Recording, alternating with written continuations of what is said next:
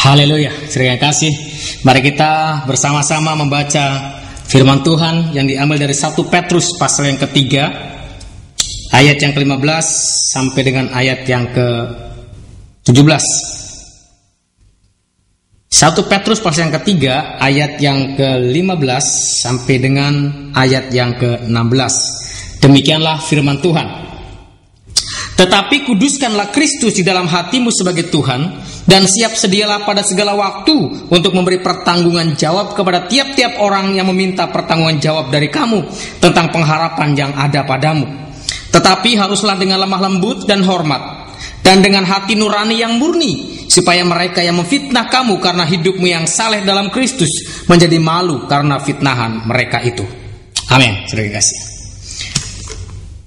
Saudaraku yang terkasih dan dikasihi oleh Yesus Kristus, bagaimana sesi tadi Tuhan begitu ajaib memberikan suatu kasih karunia, suatu anugerah yang sangat terindah, yang sangat indah dalam kehidupan saya, di mana saya boleh mengerti dan diberikan pengertian oleh Yesus sendiri supaya saya boleh percaya kepada Dia.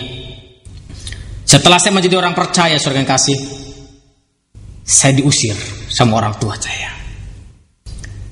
Dan sampai saat ini orang tua saya belum mau menerima saya. Dan saya tahu, saudara yang kasih, mengapa mereka sampai saat ini tidak mau menerima saya. Karena mereka sangat-sangat kecewa. Karena harapan mereka, harapan orang tua saya itu hancur pada saat saya meninggalkan dan berbalik untuk boleh percaya kepada Yesus Kristus. Oleh karena itu saya sedang bergumul dan berdoa supaya Tuhan pun mengasihi mereka. Dan saya punya keyakinan, punya iman yang pasti, karena Tuhan telah berjanji, apabila ada salah satu orang bertobat, maka seisi keluarganya akan diselamatkan. Dan saya yakin dan percaya janji Tuhan ini akan digenapi dalam keluarga kami.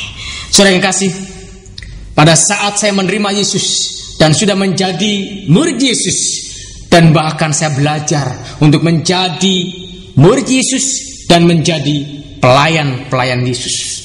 Saudara yang kasih, kemudian saya menggali. Tuhan tunjukkan beberapa talenta-talenta yang Tuhan telah berikan kepada saya. Dulu saya pernah juara MTQ, saudaraku. Sehingga saya pun boleh membuat suatu album rohani yang berirama Timur Tengah, berirama dangdut, saudaraku. Dan biarlah pujian ini, biarlah pujian yang telah kami gubah, biarlah menjadi alat kepujian bagi nama Yesus Kristus. Dan kemudian saya ada karunia untuk menulis, maka saya menulis, saudaraku. Saya menulis beberapa traktat, menulis buku, menulis apa yang membuat kesaksian itu boleh tersampaikan kepada semua orang. Sehingga dengan demikian, saudara yang kasih, tulisan saya ini boleh sampai dan ada di kiai saya. Kemudian kiai saya membaca kesaksian saya dalam buletin itu. Ada salah satu buletin yang beredar di Jakarta, dan saya menulis kesaksian saya, dan buletin ini boleh sampai di tangan guru-guru saya, kiai-kiai saya, ulama-ulama saya. Dan pada saat itu saya mendapat surat dari mereka, saya dapat undangan untuk datang kepada mereka. Dan kemudian apa yang terjadi, saudara yang kasih, saya pada saat dapat undangan itu, saya bergumul dan saya berdoa, Tuhan, saya tahu mereka adalah orang-orang yang baik. Mereka adalah orang-orang yang telah membimbing saya, mengasuh saya dengan begitu sabarnya, sehingga saya boleh mendapatkan suatu ilmu daripada mereka. Dan kemudian saya pun bergumul, saya datang atau tidak, saya mau datang atau tidak.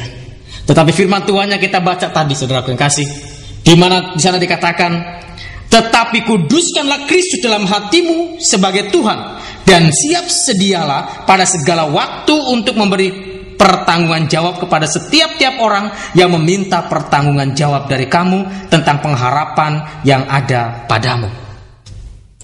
Jadi Tuhan menyuruh kita untuk kita mempertanggungjawabkan, mempersiapkan dalam segala waktu, setiap saat, untuk mempertanggungjawabkan pengharapan kita kepada Yesus, kepada mereka yang minta pertanggungjawaban itu. Tetapi pada saat saya membaca firman Tuhan ini, saudaraku, saya mulai, aduh Tuhan, saya nggak siap Tuhan. Apa yang harus saya katakan kepada mereka? Apa yang harus saya pertanggungjawabkan kepada mereka? Tetapi sungguh ajaib. pada saat saya berpuasa, saya berdoa khusus untuk undangan ini.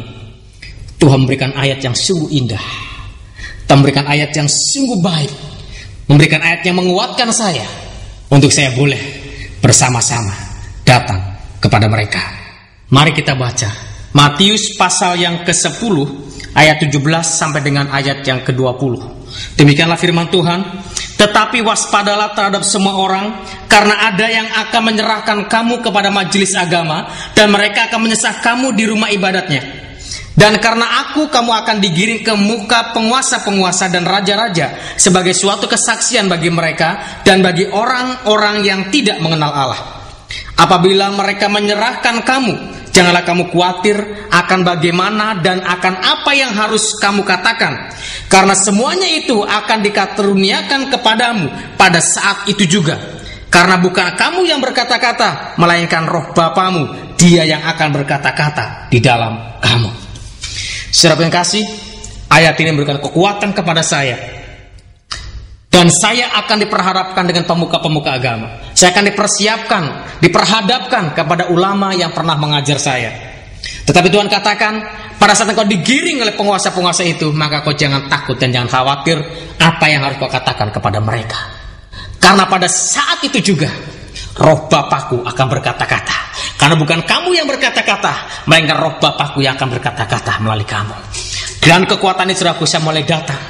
Saya membawa Alkitab saya membawa Al-Quran, saya membawa Alkitab yang berbahasa Arab, kemudian saya datang kepada mereka. Dan kemudian saya mengucapkan salam kepada mereka, Assalamualaikum, dan ternyata mereka sudah menunggu saya. Mereka sudah menunggu kedatangan saya. Ada 3 kiai yang duduk di depan, dan di sekelilingnya ada teman-teman saya yang pernah tinggal bersama-sama, yang pernah belajar bersama-sama, yang pernah tinggal tidur satu kamar dengan saya. Ada kumpul beberapa santri yang di sana. Dan kemudian saya boleh datang ke sana, dan kemudian saya diam, saya berdoa, Tuhan, jangan permalukan hamba-Mu. Karena saya tahu Tuhan tidak pernah mempermalukan hambanya yang setia. Oleh karena itu saya berdoa terus dan berdoa. Kemudian salah satu ulama itu, salah satu kiai itu berkata kepada saya, Saudara, apakah benar saudara menulis kesaksian ini? Saya katakan, ya Pak Kiai, benar saya yang menulis kesaksian itu. Kalau saya pelajari, dia bilang, apakah kamu ini mendapatkan sesuatu dari tulisan ini? Mengapa kamu berani menulis kesaksianmu di buku ini, di buletin ini? Apakah ada orang yang menjanjikan Indomie kepadamu? Saudara mengerti maksudnya?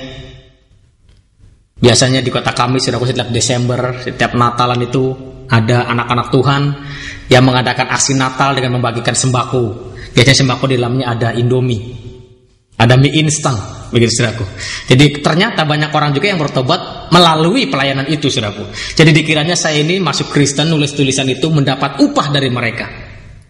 Saya katakan kepada Pak Kiai, benar, memang itu saya yang menulis. Tetapi kalau saya menulis itu bukan karena Indomie.